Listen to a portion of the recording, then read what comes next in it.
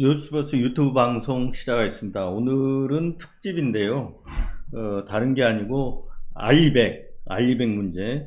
기후변화 대응 차원에서 세계적으로 탈탄소 움직임에 따라서 2050년까지 기업 사용 전력 100%를 태양광, 풍력, 재생에너지로 사용하겠다는 이런 어떤 국제적인 어떤 자발적 운동이 알리백 운동인데요.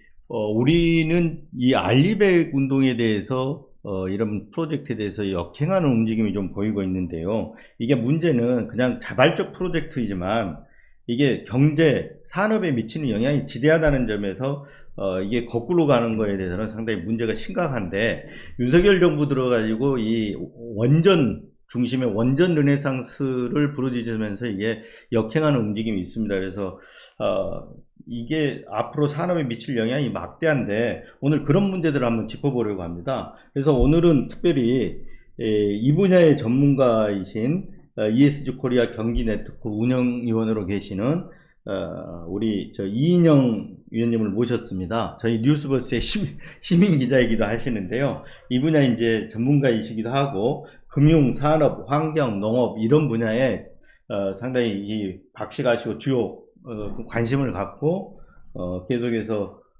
글도 써오시고 뭐 여러 군데 이렇게 인터뷰 나가시고 그러는데 오늘 이 문제 한번 같이 짚어보도록 하겠습니다. 우선 상당히 알리백 하면 생소하잖아요.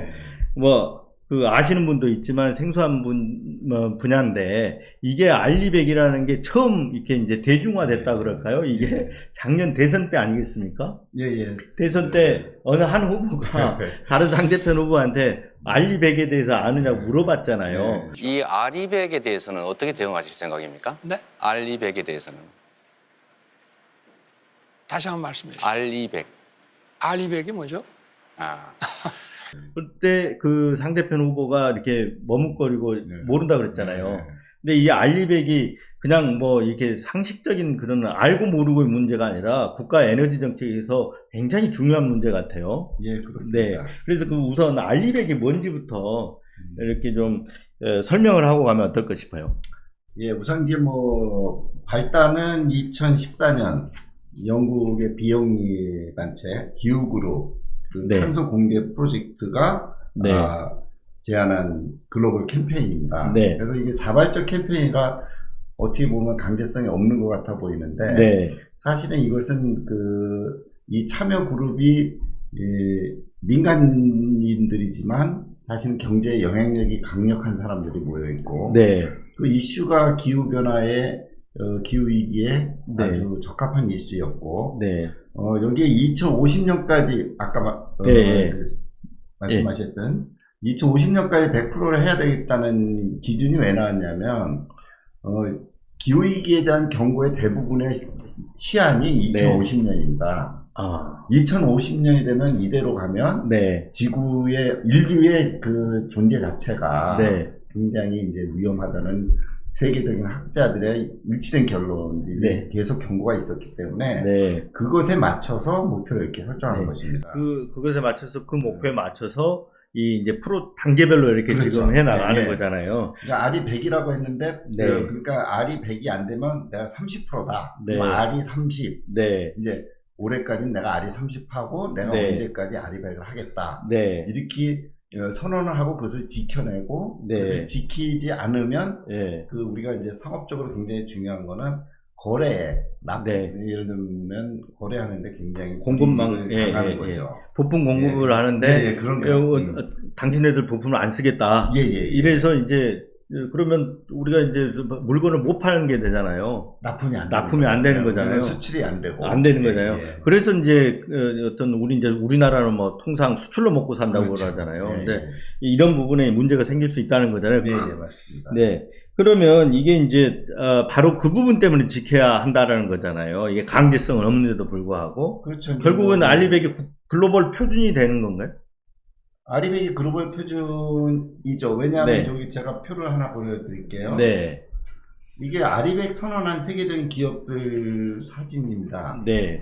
그래서 여기 이 사진을 보시면 여기 이끼야, 뭐 필립스, 소니 아마 우리 한국 사람들도 아는 대부분의 회사들이 다 아리백 선언을 했어요. 네, 저기 보니까 필립스, 뭐 테스코, HP, 어도브, 하여튼. 우리가 들어본 회사들의 이름은 네. 거의 다 들어와 있다고 봅니다. 이게 거기 삼성도 들어가 있나요, 지금? 삼성은 이제 나중에 이게 예. 이제 글로벌 여기서 나왔고 우리나라 리스트들이 따로 있는데요. 네. BMW 그룹 자동차 우리가 가장 많이 지금 요새 반도체 말고 자동차 수출 부품 많이 수출하는데 네. GM, BMW 이런 자동차 회사들 다 들어가 있고요. 네. 거기다 또 우리가 유명한 삼성 같은 데는 반도체를 납품하는데 제일 큰 기업이 애플, 구글 같은 데잖아요. 네, 애플, 그러니까 구글. 네. 그런 그 IT 기업에서도 반도체를 써야 되는 대기업들이 세계적인 그룹들이 아리백 선언해서 이 요건을 강조하기 때문에 네. 사실상 이 정부가 추진하는 것보다 더 무섭습니다. 네. 기업하는 사람들한테는. 그렇죠. 기업에서는 그러니까 이게 사활이 걸려 있다고 봐야 네, 되겠네요. 맞습니다. 예. 네. 자, 그러면 알리백이 만약에 이렇게 안 됐을 경우는, 아까 말해서 알리 30 뭐 하는데, 네. 알리 100을 지켜야 하는 어떤 표준 기업이 있습니까? 보통 그 100기가와트 연간 네. 이상 전력을 사용하면 이걸 해야 된다고 하는데, 무슨 기준이 있습니까? 지금은 여기에 네. 보면 그 이제 대기업 얼정 규모 이상으로 처음에 스타트를 했는데, 네. 사실은 이게 지금 많이 변화하고 있는 게, 예를 들면 삼성전자가 마이크로소프트에 납품을 해야 되는데 마이크로소프트에서 삼성전자 공장 내부에서 일어나는 아리백만 하는 게 아니라 너희한테 납품하는 업체들도 이행 그거를 보고해라. 그러니까 제가 납품업체인데 이 납품업체에 또 납품받는 그렇죠. 업체까지 그러니까 하도급 업체까지 해서 전체로 해서 알리백을 준수해라 이 말이네요. 그렇죠. 네. 그러면 이 예를 들어서 삼성전자가 있는데 삼성전자에 납품하는 업체까지 해서 포함시켜갖고 알리백을 그걸 이제 2030년부터 이렇게 확대하겠다. 확대하겠다. 이렇게 지금은 당장 하는 건 아닌데. 그러니까 두 가지 스텝이 있는 거죠. 하나는 본사의 아리백을 향한 아리 30, 50 몇 언제까지 70 뭐 이렇게 하면서 그런 계획과 또 하나는 너희 말고 우리가 이제 보통 얘기하면 우리가 탄소 배출권 GHG 프로토콜 할 때도 스카프 1, 스카프 2, 스카프 3 하면서 내가 공장 내에서 한 거, 그 다음에 전력으로 들어온 거, 그 다음에 수송과 하청한테 하는 거, 스카프 3까지 확대하는 것과 비슷하게 결국 아리백도 삼성전자 너희 공장만 아리백이 아니고 딴 데서 만든 거 넣을 때 들어오는 것도 해야 되지 않냐. 포함시켜서 지극히 당연히 확장되는 거죠. 그러니까 사실상 여기서 100기가와트 이상 사용하는 전력 가소비 기업이라고 처음에 설정을 해놨지만 실제 이게 시행되는 과정에서는 전 산업이라고 봐야 됩니다. 그러니까 이제 다시 설명을 하고 넘어가면 알리100에서 알리라는 건 리뉴어블 에너지잖아요. 그러니까 재생에너지로 에너지를 공급해라라는 거잖아. 100%를. 그게 지금 2050년까지 100%를 재생에너지만 사용해라. 그래야 우리 인류가 산다는 거예요. 그러니까 이 탄소 이렇게 배출을 갖다가 억제시켜라라는 거잖아요. 그 지속 가능해야 된다. 그렇죠. 결국은 지구 이제 온도를 올리면 안 되니까 탄소 억제를 하기 위해서는 기업들한테 자발적으로 이렇게, 그러니까 사실 준강제적이라고 봐야 되는 거죠. 그러니까 소위 말하면 관세는 아니지만 비관세 무역장벽이라고 할 수 있잖아요. 이제 이게 이걸 지키지 않으면은 수출이 안 된다면은 어떻게 보면 비관세 무역장벽이라고도 볼 수 있는 거 아니에요?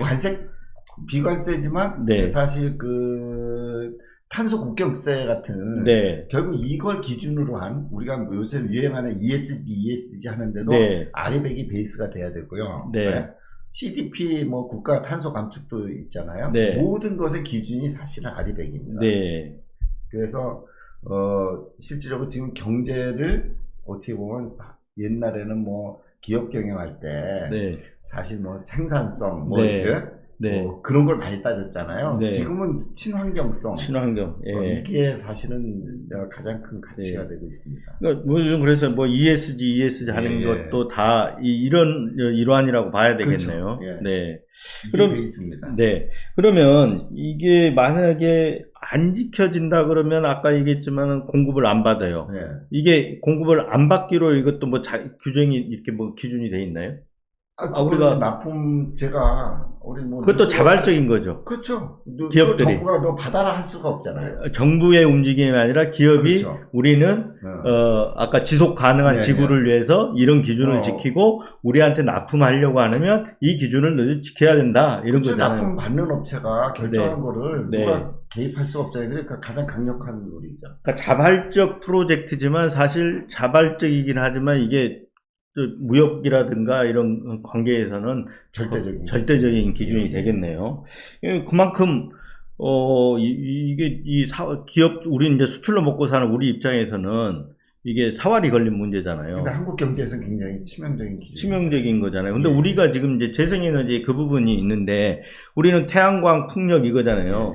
재생에너지에 그 원전이 지금 들어가냐 안 들어가냐 이게 지금 핵심인 것 같아요. 그게 논쟁거리가 아닌데 이상하게 지금 호도하고 있는 거죠. 네. 그러니까 리뉴어블 에너지라고 하는 것의 핵심적인 개념은 청정에너지라기보다도 원천적인 개념은 지속 가능한 지속 가능한 에너지라고 해요. 그래서 태양광, 풍력, 요즘은 이제 우리나라 같은 경우는 시화호에 있는 조력 발전이 있습니다.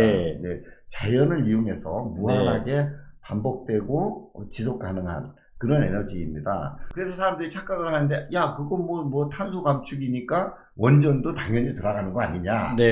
그래서 원전이 있으면 우리가 화석연료, 석유 이거를 아니니까 이걸로 대체할 수 있다라고 하는 착각을 정부가 주도하고 있는 거죠. 지금. 근데 왜 그럴까? 원전은 무탄소인데 그러면 R200에 왜 원전이 포함이 안 됐을까요? 원전이 포함이 안 되는 이유는요. 가장 큰 거는 원전은 지속 가능하지 않다고 보는 거죠. 그러니까 아까 말씀드렸듯이 재생에너지의 100의 개념은 지속 가능하냐의 문제입니다. 그러니까 여기서 이제 원전은 지금 해결하지 않은 문제가 안전성의 문제가 있고 폐기물 처리의 문제가 있습니다. 그렇죠. 폐기물 처리가 크죠. 가장 중요한 문제를 해결하지 못했는데 그래서 단호하게 아리백에서는 논쟁의 여지가 없이 배제가 됐고요. 또 이제 정부가 지금 호도하는 기준 중에 하나가 그린 텍소노미입니다. 그린 텍소노미 그러니까 친환경 에너지를 통해서 되느냐 안 되느냐에 따라서 이제 국가 간의 무역에 이제 그건 약간 이제 어떻게 보면 자발적 기구보다 약간은 규제적인 성격인데 그린 텍소노미의 이유가 원전을 포함시키려 했다라고 얼마 전에 확정이 됐어요. 근데 그거는 껍데기고요. 사실은 그 원전을 포함시키되 그 원전이 안전하다는 걸 입증해야 됩니다. 그러니까 그린 텍소노미나 소위 말하는 무탄소 개념에서 포함시킨 건가요? 그 친환경이 중심이죠. 그러니까 원전은 포함이 돼 있다는 거죠. 그린 텍소노미에는. 그러다 보니까 조건이 굉장히 까다로워요.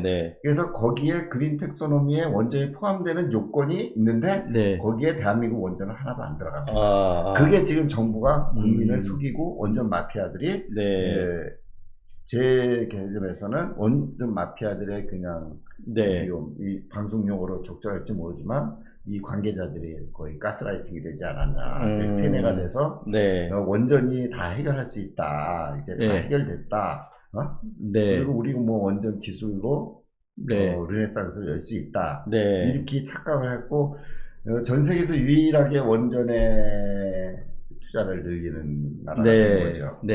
자, 그러면 결국은 원전은 이 재생에너지에 안 들어간다는 그린 텍소노미엔 들어가도 R200엔 지금 안 들어가기 때문에 결국은 기업 간 거래에서는 전혀 도움이 안 됩니다. 도움이 안 된다는 거잖아요. 그러면 이게 우리가 근데 재생에너지를 우리 지금 쓰고 있는 에너지 총량이 있을 거 아니에요. 우리가. 근데 우리가 재생에너지만으로 조달이 가능한 건가요? 막 그런 것 때문에 원전은 어쩔 수 없는 거 아니냐라는 또 이런 분위기가 지금 있단 말이에요. 그걸 이끌어 가잖아요, 정부에서. 여기서 이제 오해가 많이 되는 부분들이 있는데 우리나라가 OECD 국가 중에서 재생에너지 비율이 가장 낮습니다. 7.3% 한국에 있고요.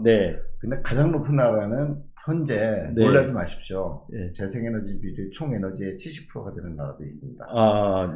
중국같이 어떻게 보면 에너지 문제가 가장 심각하고 우리가 보면 뭐 정말 낙후돼 있고 막 아무리 그걸 성장을 고도 성장하는 과정에서 에너지 문제가 가장 심각하고 재생에너지가 그렇죠. 늦을 거로 예상되는 중국이 엄청 빠르게 진행하고 있습니다. 아, 그러니까 에너지 정책을 재생에너지 쪽으로 중심으로 지금 가고 있죠. 중심으로 가고 있던. 그렇게 가고 아, 있습니다. 중국 옛날에 석탄 떼느라고 중국에서 겨울만 되면 시꺼맸잖아요, 중국 하늘이. 예, 중국의 이미지가 지금, 그리고 이제 어쩌다 이제 중국 많이 요즘 한국 사람들 많이 다니시지만 거기는 뭐 풍력도 많이 하고요, 태양광도 많이 하고. 그래서 재생에너지 비율이 아마 아시아권에서는 제일 높을 겁니다. 중국이. 예. 그 우리는 어느 정도나 되나요? 재생에너지 10% 보급 용량이 어디? 예, 지금 뭐 재생에너지가 29기가와트 총량. 네. 그 중에 우리나라 이제 태양광 의존도가 굉장히 높습니다. 21기가와트로 72%. 네, 예. 요 규모를 이제 어느 정도 예상을 하셔야 하냐면, 이제 통계는 여러 가지 복잡하니까 다 보여드릴 수 없고, 삼성전자가 얼마 전에 이제 용인에다가 300조 규모의 그 반도체 공장 클러스터를 하기로 했는데, 사람들 다 비웃어요. 네. 왜 비웃냐면, 삼성전자 아리백을 선언했는데, 300조 규모의 신규 반도체 설비를 하면, 여기 21기가 나왔는데, 그러면 지금 21기가인데 태양광이 21기가라고 그랬잖아요. 총. 근데 거기에 1.2라 그러면 거의 20분의 1보다 조금 더 많네요. 그냥 용인에 하나 들어가는 게 5% 가까이 되는 거잖아요. 그러니까 그러면 그 공장 하나에만. 그러면 거기에 지금 기존 사람들도 있고 쓰는 거 다 있는데 거기다 갑자기 1.5%의 그 신재생 에너지 공급 재생 에너지로 할 수 있는 계획이 없다는 거죠. 그러니까 국가가 거기에 대한 뒷받침할 만한 어떤 재생 에너지 공급원을 만들어줘야 되는데 그게 지금 없다는 거잖아요. 용인에다 그 정도를 할 때 어찌 거기서 1.2기가의 재생 에너지로 에너지를 공급할 것인가. 그 계획이 있어야 되는데 없다는 거죠. 그러니까 참 그럼 지금 정부에서는 그걸 원전으로 공급하고 하겠다는 거예요. 그래서 지금 요즘 나온 게 소형 원자로 뭐 SMR 나오는데 그 계획을 하고 있다는 거 아니에요? 그리고 저희 산자부 관련 정부 부처에서는 지금 CF100이라고 해서 아까 말씀드린 카본 프리 에너지를 얘기하는 건데 CFE100을 주장을 하는 거죠. 아리백이 자신이 없으니까. 여기는 근데 여기서 수소가 포함이 되는데 수소는 지금 에너지원으로 우리나라에서 지금 뭐 숫자에 잡히지 않을 정도이기 때문에 의미가 없고요. 결국 원전이거든요. 그러니까 모든 정책이 원전입니다. 제가 얼마 전에 기고에도 했지만 우리 R&D 비용이 원래 윤석열 정부 전까지는 그 재생에너지 관련 R&D가 7대3인가 8대2인데 역전이 됐어요. 8대2로. 그러니까 지금은 재생에너지 연구개발도 말도 못 꺼낸다는 거예요. 8대2에서 7대3으로 역전이 된다. 그러면 이 개발의 예를 들면 5대5에서 예를 들면 4.5대 뭐 5.5 이렇게 바뀌어도 사실은 개발자들은 굉장히 이게 혼란스럽거든요. 양이 탁 근데 이게 이 정도로 역전된다는 거는 재생에너지 하지 말라는 거로. 그렇겠죠. 근데 아까 나왔으니까 하는 얘기는 CF100이라고 이 CF100이라는 건 또 많이 헷갈릴 것 같아요, 사람들이. CF100이라는 거는 알리100은 아까 재생에너지로 이제 100%를 에너지를 충당하겠다라는 거. 2050년까지. 그게 국제적인 어떤 자발적 프로젝트다라고 얘기했는데 CF100도 그러면 아까 카본 프리, 그러니까 무탄소, 그러니까 원전이나 그 수소 에너지까지 포함한 거잖아요. CF100은. 이것도 국제적으로 지금 통용이 되는 건가요? 그렇죠. 우리가 만든 말은 아니고 구글이 선언을 했고요. 구글이 구글이 이제 재생에너지 100% 아리백도 선언을 한 상태에서 카본 프리를 했는데 여기서 약간 미묘한 차이가 좀 이제 복잡해질 수 있는데 아리백을 하면서 우리가 내 공장에서 내 에너지가 직접 아리백으로 재생에너지를 다 안 되면 우리 저 탄소 배출권 구매하듯이 다른 데 저거를 사는 거죠. 재생에너지 100%가 필요 없는 데가 재생에너지 쓰는 데가 있어요. 이제 그걸 사설에도 보충하게 했어요. 그러니까 그럼으로써 카본 프리에서 조금 벗어나는 거죠, 여기서는. 그래서 그런 걸 보완하기 위한 방편으로 구글이 더 안전한 탄소 저감을 가겠다 해서 만든 취지가 CF100이거든요. 네. 근데 우리나라는 원전을 통해서 이걸 해결하겠다라고 지금 아전인수로 지금 받아들인 거죠. 그렇죠. 근데 네. 엊그저께 조선일보가 어디 나오니까 원전도 친환경 에너지에 포함시켜야지. 그래서 CF100을 추진한다고 이렇게 네. 보도가 나왔었어요. 네. 근데 이걸 갖다가 국제적 표준으로 만들겠다, 대세화시키겠다 이런 거거든요. 네. 그래서 우리는 알리백 달성이 어렵다. 재생에너지 공급원을 그만큼 확보하기 어려우니 우린 CF100으로 해가지고 이걸 대세로 만들자. 네. 이런 얘기인데 네. 이게 현실성이 있는 얘기입니까? 아니 그러니까 예를 들면 저 주장은 납득할 수 없는 게 네.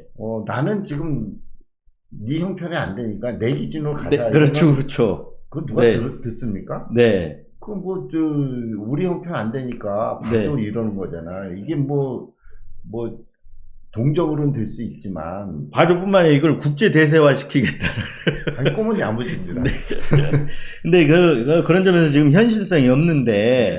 결국은 그런 취지대로 얘기를 한다 그러면 네. CF100이라는 거는 현재 상황을 완전 호도하는 거잖아요.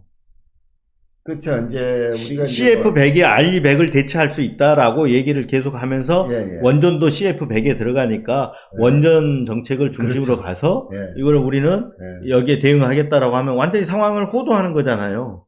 2030년 되고 뭐 하면은 이게 수출을 할 수 없게 되는 그렇죠. 거잖아요. 그러니까 이거 관련 아리백 관련 컨퍼런스가 작년에 있었는데 거기 네. 이제 이 참여자들이 네. 그러니까 경고를 합니다. 우리 정부에다가. 네. 왜냐하면 전 세계에서 재생에너지 비율을 목표보다 낮춘 나라는 우리나라밖에 없어요. 예? 7% 정도 낮춘 걸로 아는데 네네네. 30%에서 21점, 예. 23점. 그러니까 이게 정신 차려라. 이걸 네. 바꾸지 않으면 당신네 네. 나라의 수출이 40% 정도가 절감될 수 있다라고 컨퍼런스에서 직접 경고를 했고 그게 보도 자료를 다 뿌려졌어요. 네. 근데도 지금 그거를 무시하고 네. CF100으로 이제 메이저 언론에 네. 원전도 친환경 뭐 해가지고 RE100 말고 CF100이다 이렇게 여론을 몰아가는 거는 상황을 호도하는 거죠. 나중에 이거 누가 책임져야 됩니까? 그러니까 이게 네. 이런 노력들이 사실 네. 그냥 괜히 나온 게 아니잖아요. 네. 지금 심각한 기후변화, 기후위기, 앞으로 인류의 삶 자체를 네. 위협하고 있는 현상에 대한 네. 공동 대응인데 세계적 공동 대응인 거죠. 근데 우리만 네. 진짜 완전히 따로 가겠다는 거거든요. 네. 우리가 그 정도의 이 힘을 갖고 있는 깡패 나라. 라면 모르죠. 예. 라면 모르는데 이렇게 될 리도 없다라는 거잖아요. 예. 네. 그런데 사실 대세에 맞춰서 정책을 추진해야 되는데 그거는 오히려 역행을 하면 CF100을 내세우는 거는 오히려 완전히 상황을 호도해서 오히려 사지로 몰아가는 거 아니에요, 이게? 요거 사진 하나. 네, 한번 볼까요? 한결의 만평에. 네. 아리백에 이렇게 칼이 들어오는데. CF100을 방패막으로 내세우고 있네요. 조그맣게 하나 해놓고. 이게. 쓰고 대한민국 태극. 한결의 만평이 언제 나온 거예요? 블랙코민이라고 나왔네? 예, 여기 그저께인가? 네. 그렇군요. 예. 그러니까 이게 조선일보가 저 이 기사를 보고 깜짝 놀랐는데 5월 18일 목요일이네요. 목요일에 나왔는데 그 뒤에 이제 아마 나오니까 그거 보고 이제 CF100 그거 해가지고 한겨레 기사가 나오면서 만평도 나왔어요. 네, 그런 것 같아요. 이게 호도하지 마라 상황. 그러니까 아주 잘 그렸더라고요. 네, 호도하면 안 되는데 이렇게 돼 있어요. 그거 조선일보도 사실은 앞에는 잘 써 있어요. 그런데 알리백을 안 하면 안 되는 것처럼 이렇게 써 있는데 나중에 가서 CF100으로 할 수 있는 것처럼 얘기를 이렇게 호도를 해놨단 말이에요. 이게 이런 식으로 이렇게 가다가는 산업 정책이 완전히 그냥 우리는 수출도 못하는 나라가 돼버리는 거 아니에요? 아니 독일은 바보라 원전에 불을 끌까요? 네. 이번에 제 글에 어떤 사람 댓글이 우리나라 재생에너지는 불가능하니까 원전밖에 없는데 아리백 하다니까 나도 소설 쓰지 말라고. 지금 그런 분위기가, 그러니까, 이제 바로 그 질문을 드리려고 했던 부분인데, 그러니까 지금 이제 그 원전의 정당성, 원전의 명분이 그거거든요. 우리는 재생에너지 좋다 말은 좋은데, 야, 태양광이나 이 뭐 바람도 풍력도 이게 바람도 거르지도 않고 바람 많이 부는 데도 없고, 일조량도 그렇게 에너지 일정량을 공급하기에는 부족하고 이런 이유들을 막 대요. 네. 그래서 원전밖에는 우리가 살 길이 없다. 네. 이렇게 하는데 거기에 대해서는 어떻게 생각하세요? 저는 그 아주 몇 가지 이제 사진을 또 보여드리겠습니다. 네네. 보면서 한번 얘기하시죠. 예, 예. 첫 번째 이 사진은 공장 지붕에 태양광을 설치한 겁니다. 공장 지붕. 네네. 그리고 얼마 전에 그 구미공단에 의미 있는 그 프로젝트가 진행하고 있는데, 네. 구미공단 전체 공장 지붕을 네. 다 태양광을 하면 네. 그 1.2기가와트 정도의 생산이 나온답니다. 그러면 구미공장은 충분히 커버가 되는 건가요? 그렇죠. 그러니까 자체적으로 커버가 네. 되는 거네요. 그러니까 공장의 지붕만 네. 효율적으로 태양광을 해도 많은 양의 저걸 할 수 있고요. 우린 지금 우리 여기도 건물이지만 이 지붕이 그냥 그렇죠. 우리 다 위에서 보면은 다 빈 공간이잖아요. 어마어마하게 있는데, 네. 자 보세요. 이건 주차장입니다. 요새 이제 많이 늘어나고 있는데, 네. 주차장 지붕을 이렇게 태양광을 해도 우리나라 주차 면적도 어마어마합니다. 네. 돔야구장 같은 데도 태양광 할 수 있겠네요. 돔야구장. 그렇죠. 네. 해서 모든 뚜껑을 네. 태양광으로 네. 했다. 그러니까 지금 뭐 우리가 이제 문재인 정부 때 태양광이 많이 늘어났잖아요. 네. 뭐 호남 지역은 굉장히 많이 해서 지금 네. 전력을 뭐 남아서 이렇게 수도권으로 네. 가져오는 문제들을 좀 그 지역 주민한테 기본소득이 들어가기도 하고요. 네. 뭐 하여튼 늘어났다는데 문제는 여전히 지금 태양광을 그런 식으로 이렇게 지금 아까 옥상이라든가 도로라든가 태양광 설치할 때가 많다는 거예요. 소위 말해 산지를 훼손하지 않고도. 네. 네. 문재인 정부 때 재생에너지 정책을 많이 하면서 두 군데서 이제 탈원전에서 원전 세력들의 이제 불만이 이제 내재된 상태에서 네. 재생에너지 정책을 추진하는 과정에서 많은 문제점을 노정시킵니다. 공격당할. 네네. 그게 뭐냐면 산지 훼손과 그렇죠. 뭐 이렇게 네. 염전을 이렇게 하고 그다음에 네네. 새만금을 원래 농업지 뭐 한다는데 거기다 태양광 발전한다 하면서 이제 많은 반발을 그렇죠. 샀습니다. 그럼 외관상으로 이제 그런 문제들이 있고, 우기 때 그런, 산사태도 나오고, 또 하나는 그 태양광을 또 이렇게 그걸 이용해서 비리도 생기고 그래서 맞습니다. 그런 부분들만 지금 부각되고 그래서 부정적인 시각들이 많은 거잖아요. 그렇죠. 네. 그러니까 자연을 훼손하지 않고도 태양광을 효율적으로 설치해서 우리가 목표로 하는 재생에너지 생산할 여지는 저는 충분히 많다고 보고 있습니다. 정책만 그렇게 편다고 하면 얼마든지 가능하다는 문제잖아요. 제대로 주고. 네.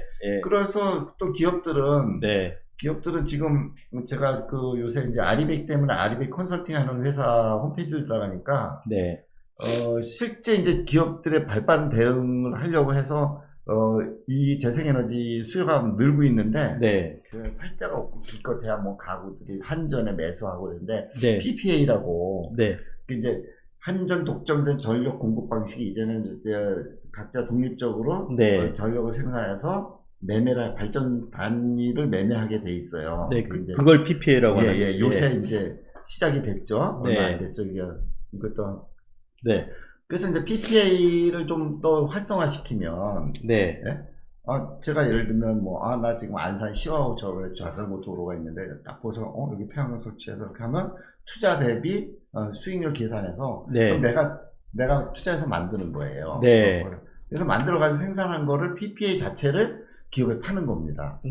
그러면 기업의 수요도 해결하고 재생에너지 비율 그런 아주 역동적인 그런 활성화를 시켜야 되겠네요. 정책을 통해서 재생에너지를 늘려야 한다는 게 지금 가장 시급한 당면 과제입니다. 경제 살리기가 별거 아니거든요. 우리나라 지금 경쟁력을 기껏 확보해가지고 유럽의 자동차 회사야 우리나라 자동차 부품을 잘 팔리고 있는데 이 아리백 때문에 계약이 취소되고 있다는 이 서글픈 현실을 실제 그런 게 좀 현상이 나타났나요?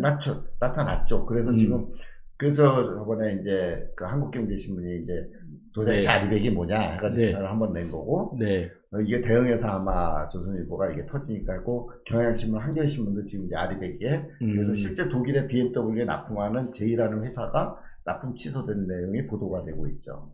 그게 납품 취소가 네. 이 아리백 때문이죠. 알리백 때문이라는 거죠. 그러니까 이 재생에너지 사용을 안 해서라는 거 아니에요? 그렇죠. 네. 아니 이게 이행계획서라고 있어요. 아, 그러니까 지금 이행계획서. 당연히 아리백이 안 될 거 아니에요. 그러면 네. 내가 아리백을 어떻게 하겠다. 네. 지금 안 되면 나 이렇게 하겠다는데 그 계획서조차 제출할 수 있는 환경이 안 되는 거죠.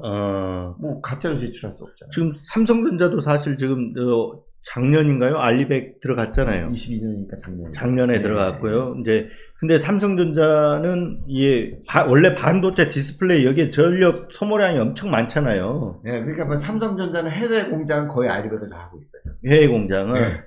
근데 국내가 어렵습니다. 국내는 왜 어렵냐면 재생에너지 공급원이 그러니까 우리가 그 발전원이 없다라는 거잖아요, 지금. 삼성전자의 고민도 거기에 있어요. 사실은.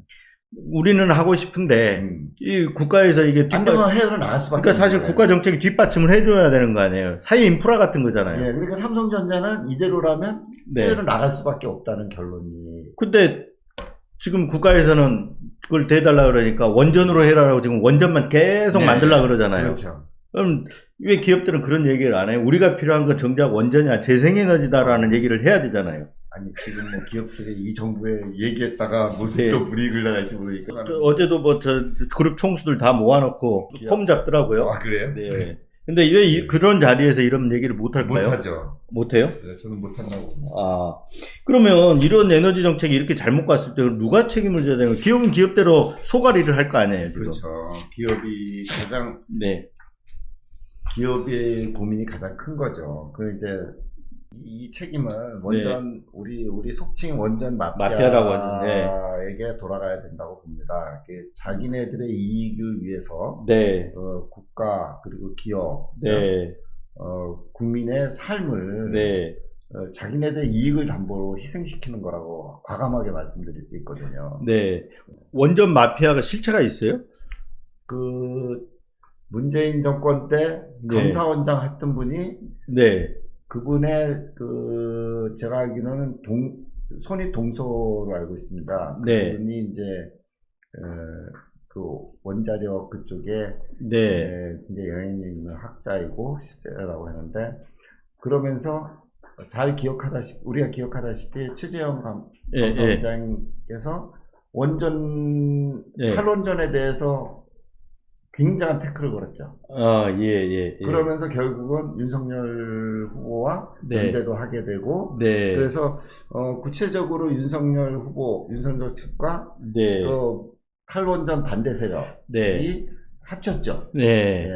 그래서 이번 정부는 탈원전 반대 세력과 현 지금 검사 출신 세력과 연합 전통적인 국힘 유착 세력과의 연대. 좋은 말로 연대. 나쁜 말로는 야합이라고 보는 겁니다. 뭐 야합이라기보다는 그냥 뭐 당연한 결합인가? 잘못된 결합인 거죠. 근데 이 사람들한테 제가 보기에는 국가의 미래, 기업의 삶, 그것으로 귀결되는 국민의 안정과 풍요, 복지 이런 거는 전혀 없어요. 근데 대통령이 영업사원 이루라 그러면서 마치 수출에 제일 앞서 수출 전사처럼 얘기를 하는데 이런 식으로 근데 막상 와가지고는 원전을 중시를 하고 재생에너지 정책은 거꾸로 가고 이렇게 하면 아까 말했던 대로 수출이 다 납품하는 게 끊겨버리고 그러면 영업사원 이루라고 할 수가 없잖아요. 이것과 조금 동떨어졌지만 한미일 외교를 축으로 딱 세우면서 북중러를 결합시킴으로써 우리가 중국과 러시아의 무역 규모가 그렇죠. 큰 상상을 초월할 수는 많은데 지금 중국, 러시아와 그 경제 관계를 유지하고 있는 대다수의 많은 사업가, 기업인 근로자들은 그들의 삶을 어떻게 보장하려고 저러는지 전전긍긍하고 뭐 불매운동도 최근 일어나고 있다는 얘기도 좀 들리고 그래요. 아니 이제 뭐 삼성전자 제품 쓰지 말라고 이제 중국은 이미 선언을 했고요. 더 무서운 건 러시아 러시아입니다. 사실 네. 러시아 시장이 커지고 있는데 네. 이제 자리 잡아가는 러시아 시장을 네. 초토화시키는 결과를 가져오고 있죠. 네. 자, 중국, 러시아가 그렇고 네. 지금 이제 이 에너지 정책을 잘못 가져가면은 유럽마저도 지금 미국은 어떨지 유럽은 외교와 상관없이 그냥 상관없이 경제 정책으로 예, 예, 이게 예. 수출을 못하게 예, 돼버리는 예. 거잖아요. 예. 유럽은 CBA로 탄소 국경세도 만들고 있는데 네. 뭐 딱 걸리는 거죠. 우리는. 미국 같은 경우는 또 자국에다 공급망 다 가져가고 예, 예. 그리고 나서 또 뭐예요? 자국 업체들 거기서 예. 생산하는 업체들만 뭐 반도체 지원도 해주고 뭐 그러니까 인플레이션 감축법. 현대차의 전기차가만 지금 지원금을 네. 못 받고 있습니다. 네. 그러니까 그건 불이익인 거잖아요. 예, 예. 그러면 그런 식으로 해서 장벽이 높아지는 거잖아요. 이거 미국으로 들어와라 이거죠. 네. 유럽은 아까 말했던 대로 알리100 때문에 이제 알리백, 그린 텍소노미, 네. 탄소 국경세 다 적용이 될 네. 겁니다. 참 어떻게 보면 암울하네요 이게 미래가. 예. 네. 그럼 그걸 타개를 하려면 거꾸로 가면 안 되고 오히려 적극적으로 어떤 글로벌 표준, 글로벌 기준에 맞춰서 정책을 펴나가야 되는데 우린 정말 거꾸로 간다는데 참 우려스러운 일이네요. 네. 웃을 수 없는 상황인데 네. 사람들은 그냥 잘 되겠거니 하고 그렇죠. 그냥 넘어가려고 하는데 저는 네. 이게 태풍이 몰아치고 있는데 네. 예? 네, 네. 뭐 문단서기가 다 태풍 방책이 전혀 없는 상태랑 거의 같다고 봅니다. 그러니까 지금 이제 태풍이 지금 현실화돼서 불고 있는 상황이잖아요. 오고 이제 눈에 보이는 상황인데도 불구하고 문 열어놓고 문 열어놓고 한번 부딪혀 볼래? 네, 지금 태풍아 돌아가라 뭐 이렇게 외치는 정도가 아닐까. 네, 그러면 이런 어떤 그 영향이라든가 알리백의 이런 영향들이 지금 2023년인데 네. 지금 아까 말했던 대로 그 BMW 같은 경우는 이제 그 납품 안 받겠다라고 이제 액션에 하나씩 들어가고 나오고 있는데 그럼 이게 그 피해가 본격화되는 시점이 있을까요? 지금 이제 시작이 됐잖아요. 네. 제 생각에는 이게 뭐 도미노처럼 하기 때문에 오래 걸리지 않을 겁니다. 아마 네. 수출 격감이 내년이면 거의 20-30% 그냥 딴 요 아리백 요인으로만도 이렇게 떨어지지 않을까 생각합니다. 정말 비상이네요. 왜냐하면 저기 네. 중국은 이미 다 무너져가고 있잖아요. 네. 무너져가고 있는데 네. 뭐 유럽에 그래도 가장 안전하고 고용도 많은 게 자동차 부품이거든요. 네. 여기가 무너지면 사실은 우리나라 중소기업도 거의 다 무너지는 겁니다. 네. 근데 대통령은 엊그저께도 이제 그 경고를 했잖아요. 이념적 환경 정책이다. 이런 식으로 경계하면서 새 정부의 국정기조, 그 국정기조는 원전이겠죠. 하겠다 해서 인사조치해라라고 얘기를 했단 말이에요. 그런 상황에서 이 정책이 올바르게 지금 갈 수가 없잖아요. 기업들이 어제 뭐 그런 자리에 있으면 웃고 떠들 일이 아니고 누군가가 나서서 대통령한테 직언을 해야 되잖아요, 기업들이. 현장에서는 이렇다. 지금 이제 대기업들은 정부와 어쨌든 각을 세우기 어려운 네. 게 있다면 이해 당사자인 중소기업들, 직접 이해 당사자 중소기업들이 네. 또 사장이 힘들면, 네. 대행자가 힘들면 중소기업에 근무하는 사람들의 일자리가 위험하잖아요. 네. 납품이 끊기면 일자리가 위험합니다. 네, 그렇죠. 네. 그 일자리를 뺏겨나가는 노동자들이 네. 또 이해관계자가 되는 거죠. 네. 네. 또 그 공장의 주변에 네. 또 연관되어 있는 사람들이 많고. 네. 아까 그 BMW 납품업체 납품 못하게 된 게 하나의 시그널 같아요. 시그널. 네. 그래서 알리백이 이제 아까 그 위기, 그리고 네. 그런 알리백 태풍이 몰아치고 있다는 거를 미리 지금, 시그널을 준 거란 말이에요. 확실한 시그널이죠. 네. 근데 이거를 못 받아들이면 네. 그 재앙은 실로 네. 심각하다고. 제발 좀 받아들였으면 좋겠습니다. 예. 네. 자, 뉴스버스 유튜브 방송, 특집 방송을 전해드렸는데요. 알리백 문제 짚어봤는데, 앞으로 이 문제가 뭐라 그럴까요? 상당히 우리나라 수출 정책이라든가 이 경제 산업 정책에 사활이 걸린 부분인데도 불구하고, 너무 무지하다 그럴까요? 네. 그런 것 같아서 참 많이 우려스럽습니다. 네. 아니, 무지로 끝나면은 뭐 상관없는데. 네. 이게 무지가 재앙으로 네. 바로 기결된다는 게 무서운 현실이죠. 네. 뉴스버스 유튜브 방송 오늘 여기서 마치겠습니다. 지금까지 저희 뉴스버스 시민기자이시면서 ESG 코리아 경기 네트워크 운영위원이신 이인영 위원님 모시고 말씀 나눠봤습니다. 예, 감사합니다. 네. 마음에 드셨으면 좋아요, 구독 눌러주십시오. 감사합니다.